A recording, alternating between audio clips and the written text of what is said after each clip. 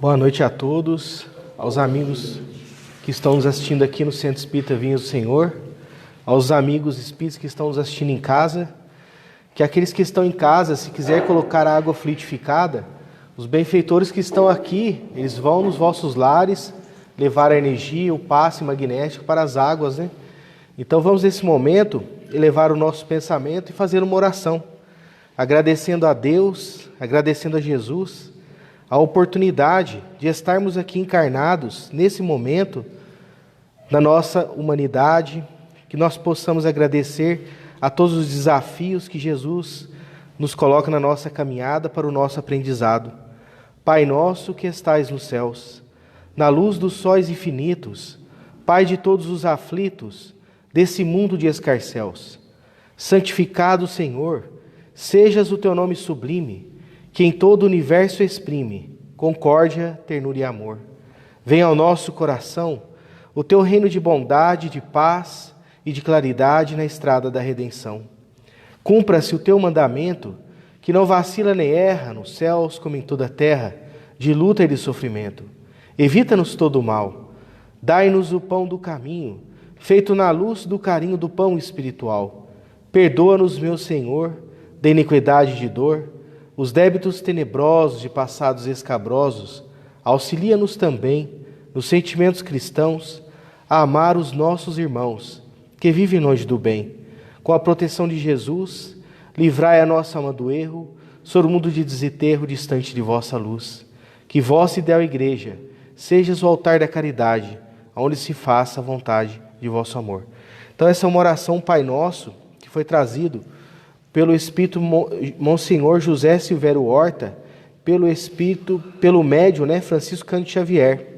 Essa mensagem ela consta no livro Parnasmo Além Túmulo, tá? Na edição 12 da FEB. Então, o que nós viemos aqui refletir, estudar nessa noite de hoje, é o capítulo 7, Bem-aventurados os pobres de espírito. Então, antes de iniciar o estudo aqui, eu queria dizer para vocês que é um estudo bem rápido pela quantidade de informação que tem nesse capítulo. Que nas terças-feiras nós temos o estudo do Evangelho na casa, com o Valdenir. Então, aqueles que quiserem aprofundar no estudo do Evangelho, que possa vir aqui na casa estudar o Evangelho, capítulo por capítulo. É um estudo bem detalhado. Então, esse aqui é uma reflexão que a gente faz, porque o Evangelho de Jesus é o nosso manual para a gente evoluir aqui na Terra. Jesus vem trazer para nós o caminho para seguir. Então, é para a gente conseguir a nossa salvação, que inclusive, bem-aventurado, quando Jesus fala bem-aventurados, os pobres de espírito, são 5 as bem-aventuranças que Jesus nos traz. Bem-aventurados é aquele que vai ganhar o reino dos céus. Então, no Evangelho, o Evangelho de Jesus é o caminho que nós temos que seguir para atingir o reino dos céus. Todos nós que estamos aqui, estamos buscando o quê? A nossa salvação, a nossa felicidade plena. É isso que nós estamos buscando. E estudando o Evangelho, nós vamos começar a entender como que nós temos que caminhar. Porque a cada momento nós enfrentamos as dificuldades da nossa vida e nós nos perguntamos, o que eu faço? É só a gente pensar em o que Jesus faria naquele momento. E aí as coisas ficam mais fáceis. Mas a gente também tem que conhecer. Então, esse capítulo, Bem-aventurados os pobres de espírito, ele traz aqui, Mateus traz para nós, Bem-aventurados os pobres de espírito, pois que é deles o reino dos céus. Mateus capítulo 5, versículo 3. Nesse capítulo do Evangelho, são alguns itens, que Kardec traz para nós, para a nossa reflexão. A gente não vai conseguir estudar todos a fundo, mas os itens são: o que deve se entender por pobre de espírito, aquele que se eleva será rebaixado, mistérios ocultos aos dultos e aos prudentes, instrução dos espíritos, o orgulho e a humildade, a missão do homem inteligente na terra. Então vocês verem que se eu pegar um item daqui, se eu for aprofundar num curso, numa aula, pode dar até semanas. Então a gente vai estudar, vou passar rapidamente. Vocês em casa que busquem estudar, que busquem aprofundar, que busquem criar o hábito de estar fazendo evangelho no lar, criar o hábito de estar estudando o Evangelho de Jesus. Então o que fala aqui nesse capítulo? No primeiro, o que deve-se entender por pobres de espírito. Bem-aventurados os pobres de espíritos, porque é deles o reino dos céus. A incredulidade zombou desta máxima: bem-aventurado os pobres de espírito, como tem zombado de muitas outras coisas que não compreendem. Por pobres de espírito, Jesus não entende aos baldos de inteligência, mas os humildes, tanto que diz: ser para estes o reino dos céus, e não para os orgulhosos. Os homens devem saber, e de espírito, no entender do mundo, formam geralmente tão alto conceito de si mesmos e da sua superioridade, que considera as coisas divinas como indignas de lhe merecer atenção. Concentrando sobre si os seus olhares, eles não podem elevar-se até Deus. Essa tendência de se acreditar superiores a tudo, muito a miúde, os leva a negar aquilo que, estando-lhes acima, os depreciaria, a negar até mesmo a divindade, de condescendência admiti-lo. Contestam-lhe um dos mais belos atributos, a ação providencial sobre as coisas desse mundo, persuadidos de que eles são suficientes para bem governá-los, tomando a inteligência que possuem para a medida da inteligência universal, e julgando-se aptos a tudo compreender. Não podem crer na possibilidade de que não compreendem, consideram-se em apelação às sentenças que proferem. Se recusam a admitir o mundo invisível, é uma potência extra-humana. Não é uma coisa, isto lhes seja fora do alcance. É que o orgulho se lhes revolta, a ideia de uma coisa acima do qual não possam colocar, e que os faria descer do pedestal aonde se contempla. Daí, os só terem sorrisos de mofa para tudo o que pertence ao mundo visível e tangível. Então Kardec está explicando para nós aqui. Depois eu vou fazer uns comentários aqui. Eles se atribuem espíritos e sabem em grande cópia que não podem crer em coisas segundo pensam, boas apenas para gente simples, tendo pobres de espíritos os que tomam o sério. Entretanto, digam os que disserem, forçosos lhes será entrar como os outros nesse mundo invisível de que escarnece. E lá que os olhos que lhes abrirão, e eles reconhecerão o erro que caíram. Deus, porém, que é justo, não pode receber da mesma forma aquele que lhes concedeu a majestade e a outro que humildemente se submeteu às leis, nem ao aquinhoar em partes iguais, dizendo que o reino dos céus é dos simples, quis Jesus significar que a ninguém é concedida a entrada nesse reino, sem a simplicidade de coração, a humildade de espírito, que o ignorante, possuidor destas qualidades, será preferido ao sábio que mais crê em si do que em Deus. Em todas as circunstâncias, Jesus põe a humildade na categoria das virtudes que aproxima de Deus, e o orgulho entre os vícios que se afastam à criatura. É isto por uma razão muito natural, a de ser a humildade um ato de submissão a Deus, ao passo que o orgulho é a revolta contra ele. Mas vale, pois, que o homem, para a felicidade do seu futuro, seja pobre de espírito, conforme entende o mundo, e rico de qualidades morais. Então, Kardec faz uma explicação muito profunda para a gente aqui. Se nós começarmos a perceber pobre de espírito, não é aquela pessoa que não tem dinheiro. Muitas das vezes, as pessoas naquela época, Jesus falava pobre de espírito para aquelas pessoas que estavam na pobreza, e tinha os fariseus, os publicanos, que eram muito ricos. Mas não era bem isso que era o entendimento. Pobre de espírito não é a pessoa pegar e desfazer de tudo que tem.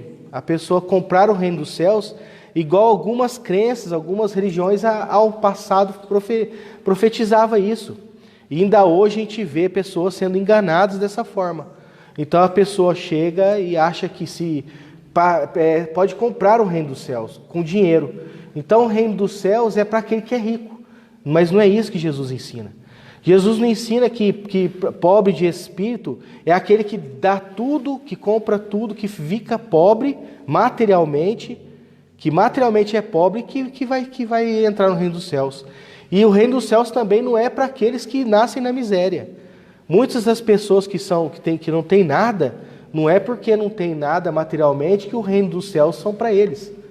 Porque o que está falando aqui é a humildade, a simplicidade do coração, que é o contrário ao orgulho, o egoísmo. Então, se você pensar nessas qualidades, se a gente analisar, simplicidade do coração, tem pessoas que é tão miserável, mas no fundo ela é orgulhosa. As pessoas elas têm um orgulho. Mesmo não tendo nada, ela tem orgulho do pouco que tem. Então, o reino dos céus é para quem é simples. Então quer dizer que a pessoa que tem muita abundância financeira, que tem prosperidade, que é rico, ele não vai ter o reino dos céus? Vai ter o reino dos céus. Se ele for simples e for humilde de coração e fizer o bem e ajudar o próximo, o reino dos céus é para ele. Então é aí que a gente começa a entender a complexidade da coisa. Então a simplicidade do coração é muito mais difícil de ser conquistada do que aquela pessoa que fica a vida inteira na abundância, que tem muito dinheiro, que é rico, e na hora da morte desfaz de tudo e se torna pobre para ganhar o reino dos céus. Porque se fosse tão fácil assim, entrar no reino dos céus, todo mundo ia fazer isso. Todos que ia ter uma vida de muito dinheiro, quando chegasse próximo de morrer, de desencarnar, a pessoa daria tudo, doaria todo o dinheiro e já está garantido o reino dos céus. Mas não é isso. Então Jesus fala, Jesus põe a humildade na categoria das virtudes que se aproxima de Deus. Então, a humildade e a simplicidade do coração. Então, para você ser bem-aventurado, para você entrar no reino dos céus, você vai ter que ser humilde de coração. Você vai ter que ser simples. E aí a gente começa a ver o quanto é difícil isso. Será que é fácil a gente ser humilde? A gente ser simples? Às vezes a gente vê no nosso dia a dia, qualquer pessoa que nos contraria, a gente já começa a arrogância, a gente começa a ofensa, não é? Dentro do próprio lar, da nossa casa, com os nossos filhos, no trabalho. A gente vê profissionais, né? Profissionais na área tanto da saúde quanto na área da indústria, né? Que acham que sabem muita coisa, são muito orgulhosos, né? Que deixam as coisas acontecerem equivocadamente, né? Quantas pessoas aí, quantos engenheiros, quantas pessoas que fazem projetos errados porque são orgulhosos, porque não aceitam. Às vezes as pessoas falaram, está errado essa parte aqui, vamos melhorar isso daqui, vamos fazer diferente. Quantas pessoas que caem no erro porque são orgulhosos, né? Tanto na parte profissional quanto na parte pessoal.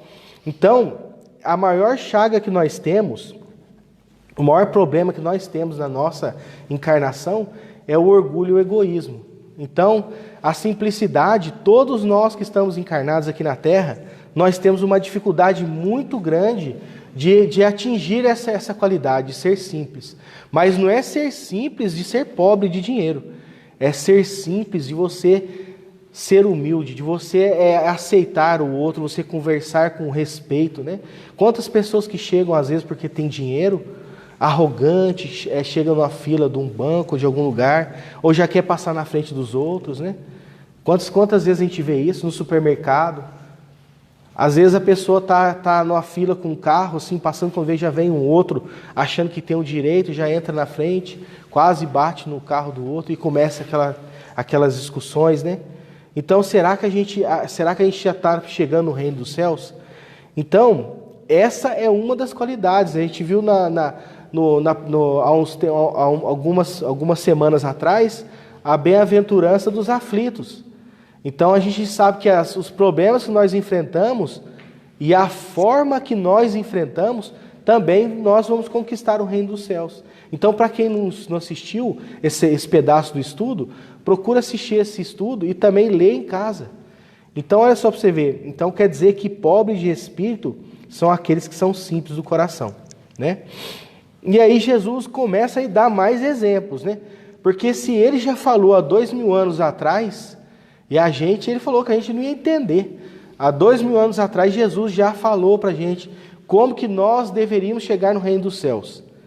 E nós que somos espíritas, nós acreditamos que nós renascemos novamente. Somos várias encarnações até atingir a pureza. E Jesus, que é o Consolador prometido, né? Jesus traz, né, através da doutrina espírita, o Consolador prometido, e ele, como Espírito da Verdade, que ele falou que ele enviaria o Espírito da verdade para nos esclarecer. No capítulo 6, se a gente analisar o capítulo 6, a gente vai ver que o capítulo 6 traz isso também, reforçando que o Consolador prometido chegou, que o Espírito da verdade já veio, que nós estamos na fase de transição planetária. Então Jesus há 2000 anos já vem nos ensinando o que nós temos que fazer. E nós já há 2000 anos estamos reencarnando no planeta Terra sem fazer o que ele já falou para a gente fazer. E o Evangelho segundo o Espiritismo vem para trazer de forma bem simples, explicada, o que Jesus ensinou. Então, a gente tem tudo na nossa mão para a gente aprender e avançar. Está tudo na nossa mão para a gente fazer, mas é muito trabalho que a gente tem para nos melhorar, né? Então aqui, Jesus continua dando mais exemplos da simplicidade, né?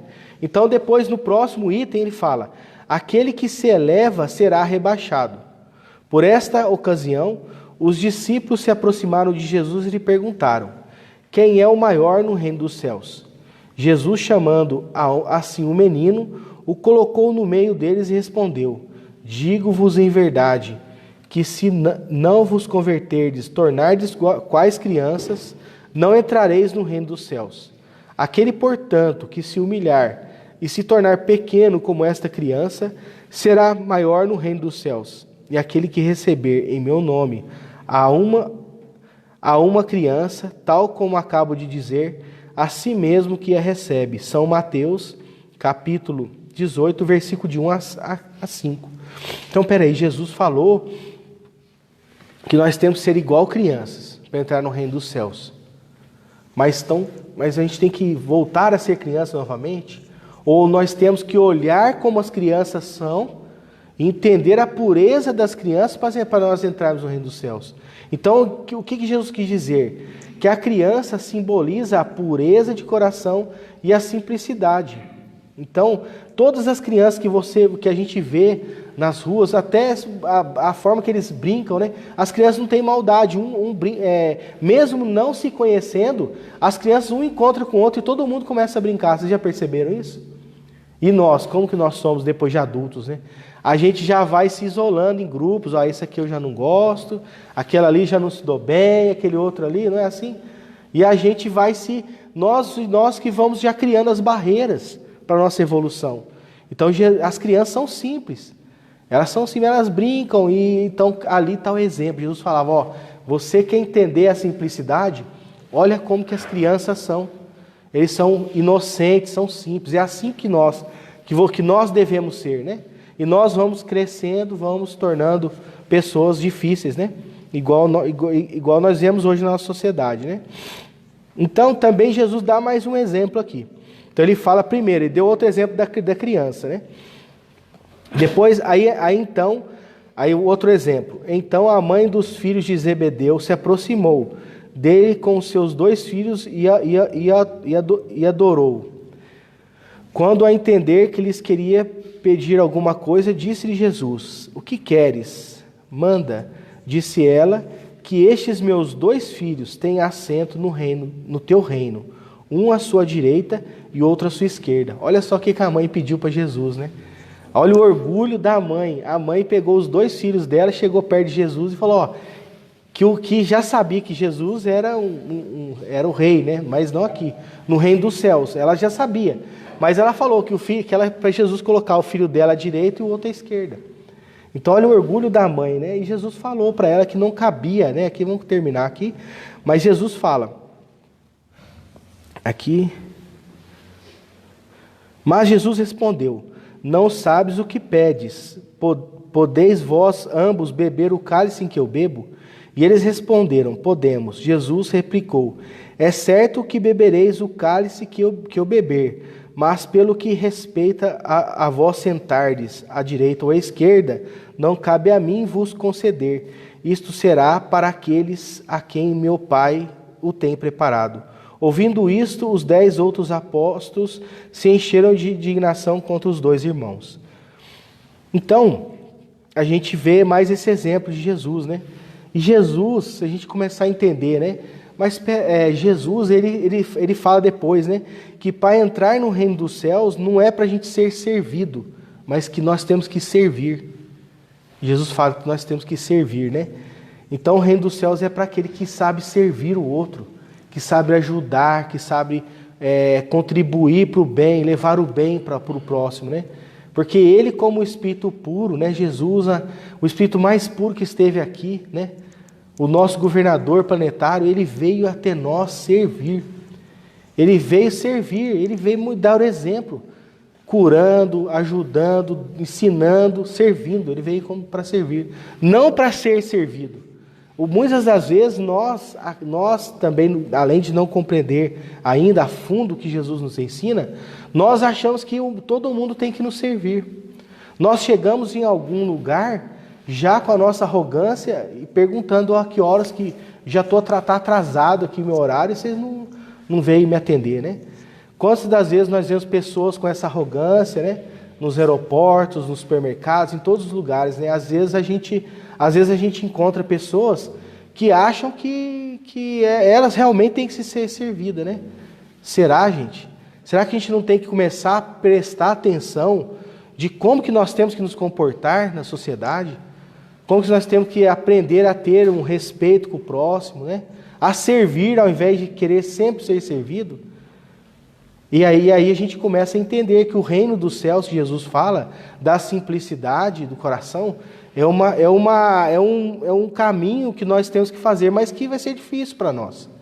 Nós temos que começar a entender que o reino dos céus é para aquele que serve, para aquele que ajuda, para aquele que auxilia, para aquele que acolhe os nossos irmãos, para aquele que leva a caridade, para aquele que leva o amor, para aquele que tem muita abundância financeira, mas que está preocupado em não acumular mais, mas que está preocupado em ajudar, em auxiliar, né? Equilibrar a sociedade. Então a riqueza como Jesus fala, é uma das provações mais difíceis, né? Porque a pessoa, quanto mais dinheiro ela tem, mais egoísta ela se torna. E aí a pessoa começa a acentuar o egoísmo. Mas aqueles que são ricos e que conseguem ser simples de coração, esses daí também avançam bastante na caminhada evolutiva. É muito mais difícil encontrar o reino dos céus para aqueles que têm muita abundância financeira. Mas se conseguem ser simples, eles avançam bastante também. Então, nós temos os exemplos aqui, né? Dos bem-aventurados os pobres de espíritos. Aqueles que se elevam serão rebaixados. Então, a gente tem alguns exemplos aqui daquelas pessoas que vieram até nós e que souberam ser simples, né? Nós temos aqui o Chico Xavier, né? Quantas vezes o Chico Xavier deu exemplo para nós de simplicidade, de servir com Jesus, né? Quantas mães ele consolou, quantas pessoas que até altas horas da noite ele estava lá, atendendo, ajudando, né? Quantos livros que ele psicografou, com mais de 413 livros, para a gente estudar, para a gente aprender, além do Evangelho ser bem explicado, Jesus teve tanta misericórdia de nós que mandou mais pessoas, né?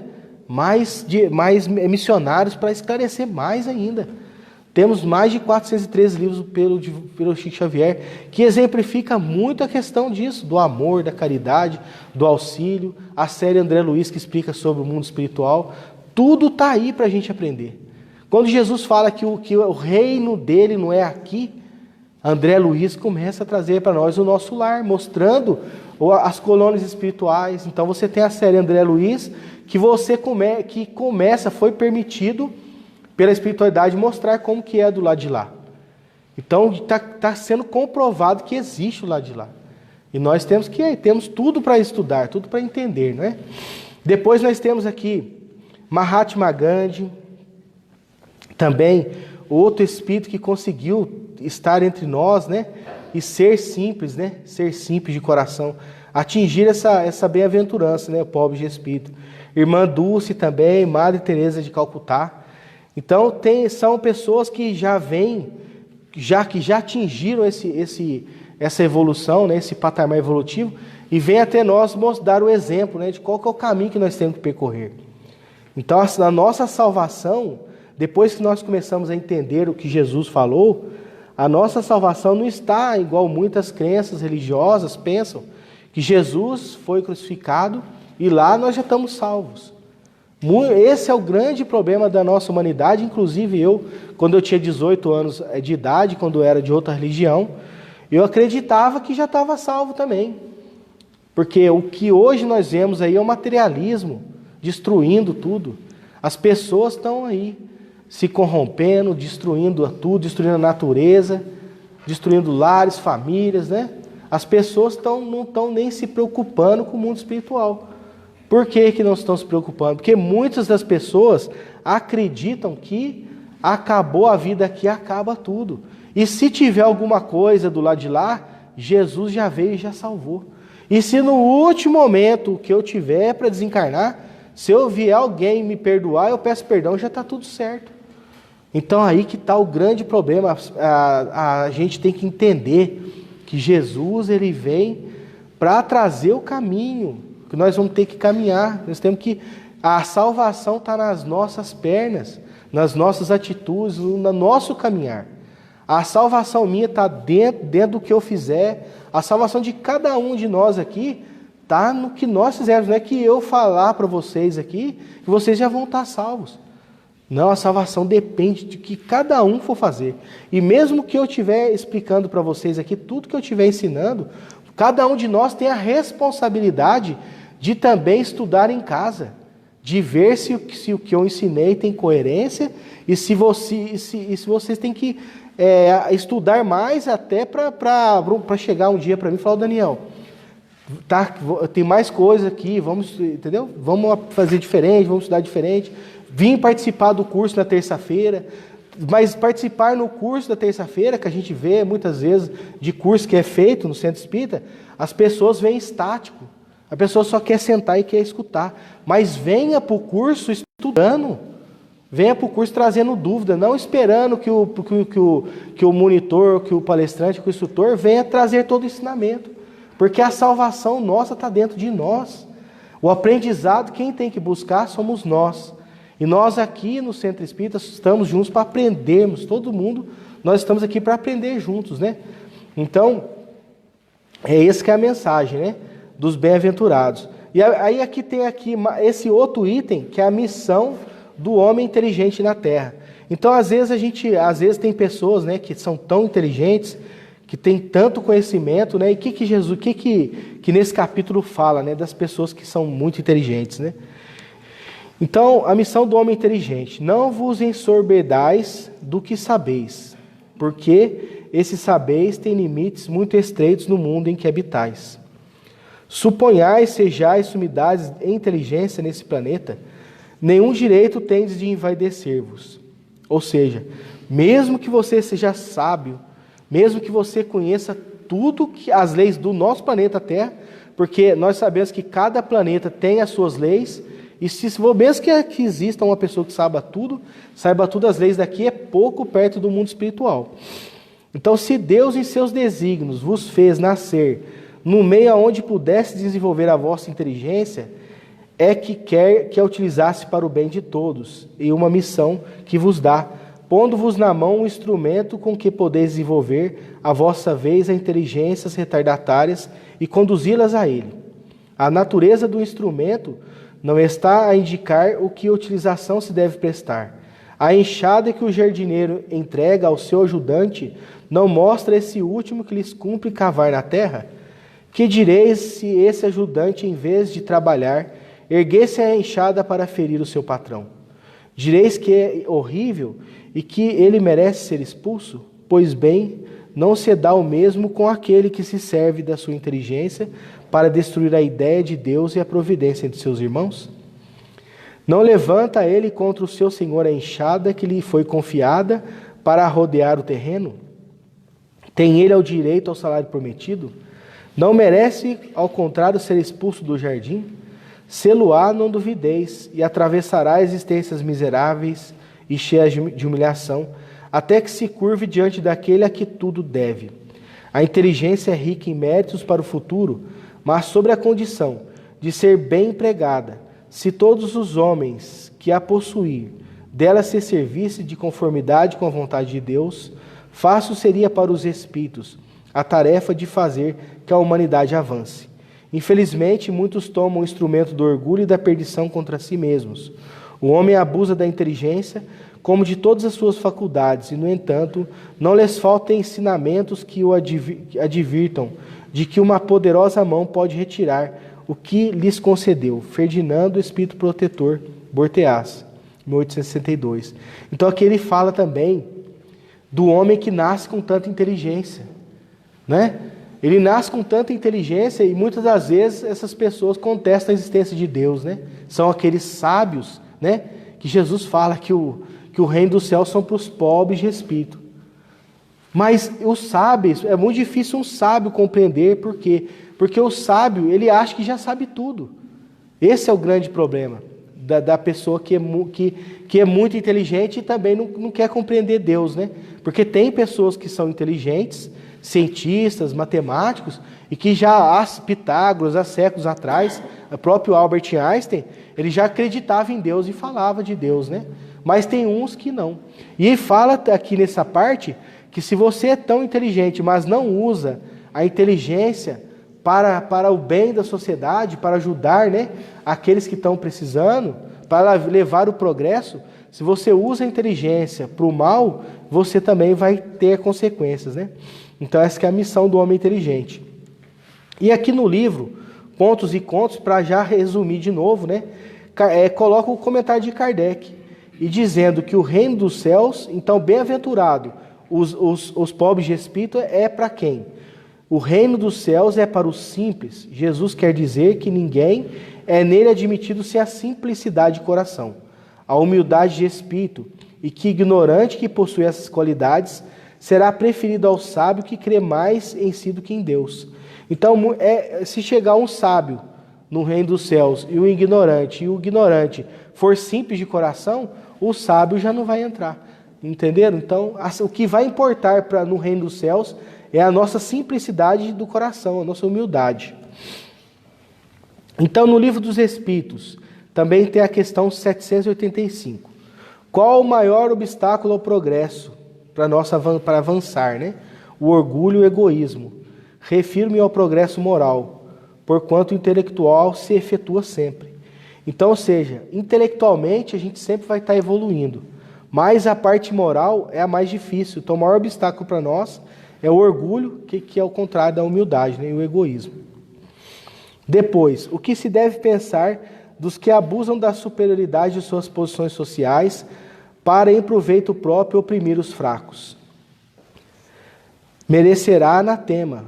Está no Livro dos Espíritos 807. Então, aqueles que é muito superiores, que têm abundância, né, mas que estão explorando aqueles que estão submissos a ele, né? O que vai acontecer com a pessoa que faz isso? Merecerá anatema. Ai deles, serão a seu turno oprimidos, renascerão numa existência em que terão que sofrer tudo o que fizeram, que tiveram feito sofrer os outros. Então aí vem a lei de causa e efeito também, né, gente? Então, para terminar aqui o estudo nosso dessa noite de hoje, né, essa reflexão dessa bem-aventurança, né? Então, para atingir o reino dos céus, os pobres de espírito, nós temos que ser simples de coração, temos que ser humildes de coração. E a nossa maior chaga do nosso planeta, as maiores dificuldades que nós temos, é o orgulho e o egoísmo. Todos nós, encarnados no planeta Terra, tirando os missionários, nós temos esses dois defeitos, o orgulho e o egoísmo, só que algumas pessoas menos, outras mais. Então, nós temos que buscar a simplicidade. A oração que eu trouxe nessa noite de hoje é pelo Francisco Cândido Xavier, Agenda Cristã, pelo Espírito André Luiz, que vai nos dar essa questão, né, de como que eu vou ser simples de coração. E aí André Luiz coloca, aqui ajuda sempre. Então, se a gente começar a ajudar sempre, começar a botar na nossa mente que nós não estamos aqui a passeio, mas que nós estamos aqui para contribuir, para ajudar, para fazer alguma coisa em prol da sociedade do próximo, essa mensagem é importante. Ajuda sempre.